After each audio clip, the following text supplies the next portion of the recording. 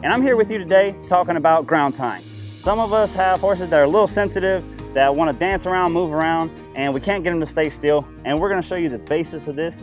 If you've been in this membership program, you know one of the first things that we teach a horse once we have their respect and their undivided attention is how to freeze.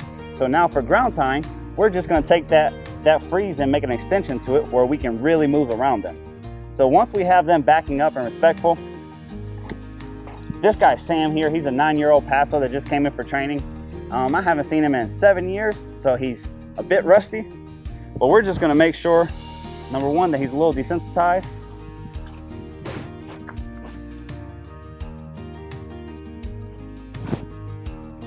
There we go.